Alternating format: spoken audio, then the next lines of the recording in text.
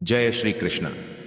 मित्रों, आज की कथा में हम सभी जानेंगे कि किस श्राप के कारण स्त्री समय से पहले ही विधवा हो जाती है और ऐसे कौन से कार्य हैं जो एक पतिव्रता स्त्री को अपने जीवन में कभी नहीं करने चाहिए, जिसकी वजह से स्त्रियां समय से पहले ही विधवा हो जाती हैं। सभी माताओं बहनों से निवेदन है कि इस कथा को पूरा अवश्य सुनें। चलिए, आपका ज्यादा समय न लेते हुए कथा को प्रारंभ करते हैं। मित्रों, एक बार की बात है जब भगवान विष्णु के सबसे बड़े भक्त देव ऋषि मुनि जब आकाश मार्ग से विचरण कर रहे थे, तब उन्होंने आकाश मार्ग से खड़े होकर देखा कि धरती लोक में कुछ स्त्रियां फूल तोड़ रही थी जो देखने में एक ही उम्र की थी, परंतु उसमें से एक औरत विधवा हो चुकी थी और बहुत दुखी जीवन व्यतीत कर रही थी, और बाकी उसी उम्र की औरत अपने पतियों के साथ सुख से अपना जीवन व्यतीत कर रही थी। यह दृश्य देखकर देव ऋषि नारद सीधे जा पहुंचे पाप पुण्य के हिसाब से मनुष्य को दंड देने वाले देवता यमराज के पास। उन्होंने वहां पहुंचकर यमराज जी को प्रणाम किया और यमराज जी से बोले, हे धर्मराज, आज मैं आपके पास एक प्रश्न के प्रयोजन से आया हूं। तब यमराज जी कहते हैं, हे देव ऋषि, कहिए आपका वह प्रश्न कौन सा है। मैं आपके प्रश्न के उत्तर को देने में समर्थ हुआ तो आपको उसके बारे में अवश्य बताऊंगा। तब देव ऋषि नारद जी कहते हैं, हाँ धर्मराज, जब मैं आकाश मार्ग से विचरण कर रहा था तब मैंने देखा कि धरती लोक में कुछ स्त्रियां फूल तोड़ रही थीं जो देखने में एक ही उम्र की थी, परंतु उसमें से एक औरत विधवा हो चुकी थी और बहुत दुखी जीवन व्यतीत कर रही थी, और बाकी उसी उम्र की औरत अपने पतियों के साथ सुख से अपना जीवन व्यतीत कर रही थी। मुझे आपसे बस यह 3 बातें जाननी है कि कौन सी स्त्री समय से पहले विधवा हो जाती है और सारी उम्र दुखी जीवन व्यतीत करती है। और मेरा दूसरा प्रश्न है, कौन सी स्त्री को जीवन में कभी सुख शांति नहीं मिलती। और मेरा तीसरा प्रश्न है, वह कौन सी चीज है जो एक पत्नी अपने पति के मांगने पर भी पति को नहीं देती। इस तरह देव ऋषि नारद के तीनों प्रश्नों को सुनकर यमराज कहते हैं, हे देव ऋषि नारद जी, तुम जिन स्त्रियों की बात कर रही हो उनमें से एक स्त्री समय से पहले ही विधवा होकर अपना दुखी जीवन व्यतीत कर रही है, और वहीं पर अन्य स्त्रियां सुहागन हैं और अपने पति के साथ खुश होकर सुखी जीवन व्यतीत कर रही हैं। तुम जानना चाहते हो आखिर ऐसा क्यों है? तो सुनो, मैं तुम्हें इन सभी प्रश्नों का उत्तर एक कथा के माध्यम से देना चाहता हूं। इस कथा को बहुत ही ध्यान से सुनना, क्योंकि आधी अधूरी कथा सुनने वालों को आधा अधूरा ही ज्ञान प्राप्त होता है जो जीवन में कभी काम नहीं आता। और यदि तुमने ध्यान से सुना तो तुम्हारे तीनों प्रश्नों के उत्तर कथा को सुनने के बाद तुम्हें मिल जाएंगे।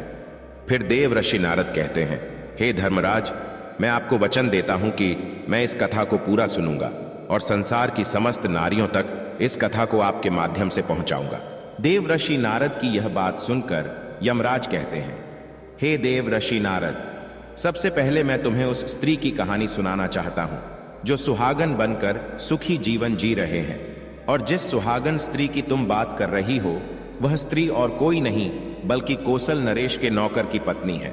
और वह स्त्री जिस नौकर की पत्नी है उस नौकर को अपनी पत्नी पर पूरा विश्वास है कि मेरी पत्नी एक चरित्रवान और पतिव्रता स्त्री है, जिसकी प्रशंसा वह नगर में सबसे किया करता है और अपने साथियों से अपनी पत्नी के गुणगान किया करता है। फिर धर्मराज कहते हैं कि हे देव ऋषि नारद जी, उस नौकर की पत्नी की चर्चा समस्त नगर में होने लगी। धीरे धीरे फैलते हुए यह बात राजा के दरबार में पहुंच गई, और यह बात सुनकर राजा ने अपने नौकर को बुलाया और उस नौकर से राजा कहने लगे कि तुम हर किसी से कहते हो कि तुम्हारी पत्नी एक चरित्रवान और पतिव्रता स्त्री है। क्या वास्तव में तुम्हारी पत्नी एक चरित्रवान और पतिव्रता स्त्री है? और क्या तुमको पूरा विश्वास है कि तुम्हारी पत्नी एक पवित्र स्त्री है और तुम्हारे अलावा पराये मर्द को आंख उठाकर भी नहीं देखती? क्या इस बात का कोई सबूत तुम्हारे पास है? राजा की इस बात को सुनकर नौकर कहने लगा, महाराज, मुझे अपनी धर्म पत्नी पर पूरा विश्वास है कि वह एक पतिव्रता स्त्री है और मेरे अलावा वह पराये मर्दों को नहीं देखती।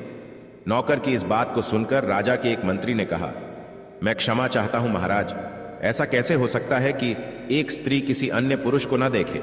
ऐसा तो असंभव है। फिर मंत्री ने राजा से कहा, महाराज, यदि मैं इस नौकर की बात गलत साबित कर दूं और इसकी पत्नी का पतिव्रता धर्म नष्ट कर दूं तो इसे क्या सजा मिलेगी? फिर नौकर ने कहा, महाराज, यदि महामंत्री जी मेरी पत्नी का पतिव्रता धर्म नष्ट कर देते हैं तो आप मुझे फांसी की सजा दे देना, और यदि महामंत्री जी मेरी पत्नी का पतिव्रता धर्म खंडित नहीं कर पाए तो इनको भी कुछ सजा मिलनी चाहिए। नौकर की यह बात सुनकर राजा ने कहा कि मंत्री को भी फांसी की सजा दी जाएगी। मंत्री ने यह बात स्वीकार कर ली और नौकर से पूछा कि मैं तुम्हारी पत्नी से क्या वस्तु लाऊं जिससे तू मान ले कि मैंने तेरी पत्नी का पतिव्रता धर्म खंडित कर दिया। तो नौकर ने कहा, महामंत्री जी, आप मेरी पत्नी से मेरे विवाह के समय पर दहेज में मुझे एक पटका और एक कतार मिली थी, और यह दोनों चीजें मेरी पत्नी ने बहुत ही संभाल कर रखी है, क्योंकि यह दोनों चीजें एक पतिव्रता स्त्री के लिए सुहाग की निशानी है। यदि तुम यह दोनों चीजें मेरी पत्नी से लाकर मुझे दिखा दोगे तो मैं मान जाऊंगा कि मेरी पत्नी का पतिव्रता धर्म महामंत्री जी आपने नष्ट कर दिया है। तब मंत्री ने नौकर की यह शर्त स्वीकार कर ली और वह मंत्री दरबार से निकलकर नगर में जाता है और एक जादू टोना करने वाली स्त्री से जाकर मिलता है। जो काम कोई नहीं कर पाता था वह काम वह जादू टोना करने वाली स्त्री कर देती थी। फिर मंत्री ने उस स्त्री को सारी बात बताई और कहा, तू कैसे भी करके उस नौकर की पत्नी से मेरा संबंध बनवा दे। इसके बदले तुझे जितना धन चाहिए मैं उतना धन देने को तैयार हूं। इस तरह मंत्री की बात सुनकर वह स्त्री कहने लगी, मंत्री जी, आपको कहने में आसान लगता होगा, किंतु ऐसा कुछ भी नहीं है। तुम जिस औरत के बारे में बात कर रहे हो वह औरत एक पतिव्रता नारी है। उसे न ही किसी धन का लोभ है और न ही किसी वस्तु का लालच है। तुम्हें क्या लगता है वह तुमको पटका और कतार दे देगी? फिर वह स्त्री कहती है, महामंत्री, वह तेरी ओर थूकेगी और नगरवासी तेरी खाल उतार लेंगे। यह बात सुनकर मंत्री डर गया और कहने लगा, यदि तू मेरा उससे संबंध नहीं करवा सकती है तो एक काम कर दे, उसके घर जाकर उसका पटका और कतार चुराकर मुझे दे दें, और उसकी पत्नी के जांग के पास यदि कोई निशानी हो तो वह निशानी मुझे देखकर बता दे। फिर मैं तुझे मुंह मांगा इनाम दूंगा। तुझे जितना धन चाहिए उतना धन मैं दूंगा, बस तू मेरा यह काम कर दे। मंत्री की यह बात सुनकर उस जादू टोना करने वाली स्त्री के मन में धन का लालच आ गया और उसने कहा, ठीक है, मैं तुम्हारा काम अवश्य करूंगी, लेकिन मुझे मुंह मांगा धन देना पड़ेगा। मंत्री ने कहा, ठीक है। और फिर वह स्त्री नौकर के घर में वेशभूषा बदलकर जाती है और नौकर की पत्नी से जाकर कहती है, बेटी, मैं तेरे पति की बुआ हूं, मैं कई सालों के बाद आई हूं। फिर उस नौकर की पत्नी ने कहा, आप इतने सालों बाद आई हैं, इसीलिए मैंने आपको पहले कभी देखा नहीं, इसलिए मैं आपको पहचान नहीं पाई। और इस प्रकार वह स्त्री उस नौकर के घर में बुआ बनकर रहने लगी। नौकर की पत्नी ने उस स्त्री को बुआ समझकर बहुत आदर सम्मान दिया, मगर उसे यह नहीं पता था कि इस जादू टोना करने वाली स्त्री को मंत्री ने उसके साथ छल करने के लिए और उसका पतिव्रता धर्म नष्ट करने के लिए भेजा है। अब वह स्त्री नौकर के घर में मजे से रहने लगी और नौकर की पत्नी के ऊपर झूठा प्यार लुटाने लगी। एक दिन नौकर की पत्नी स्नान करने के लिए स्नान गृह में गई। फिर उसके थोड़ी देर बाद ही वह स्त्री भी नौकर की पत्नी के पास जाकर उसकी कमर रगड़ने लगी। उस पतिव्रता औरत ने बहुत मना किया, फिर भी वह स्त्री नहीं मानी और कहने लगी, तुम मुझे अपनी बेटी से भी ज्यादा प्यारी लगती हो तो मना मत करो। काफी दिनों के बाद में मेरी और तुम्हारी मुलाकात पहली बार हुई है। और ऐसा कहकर वह स्त्री उसे बातों के माया जाल में उलझाने लगी। और फिर मौका देखते ही उसने उस पतिव्रता औरत के गुप्तांग के पास में जांघ पर एक तिल था जो उस जादू टोना करने वाली स्त्री ने देख लिया और उसका काम बन गया।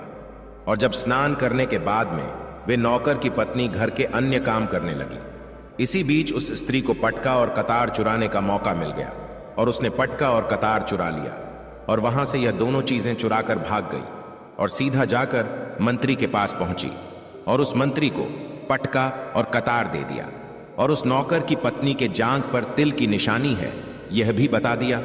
और मंत्री पटका और कतार लेकर सीधा राजा के दरबार में जा पहुंचा और राजा से कहा, महाराज, मैं नौकर की पत्नी के साथ 2 दिन रहकर आया हूं और यह पटका और कतार उसी ने मुझे दिया है।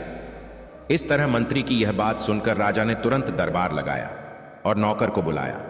फिर मंत्री ने दरबार में पटका और कतार नौकर को दिखाते हुए कहा, महाराज, मैंने नौकर की शर्त पूरी की और भरे दरबार में यह भी कहा कि नौकर की पत्नी की जांघ पर तिल है।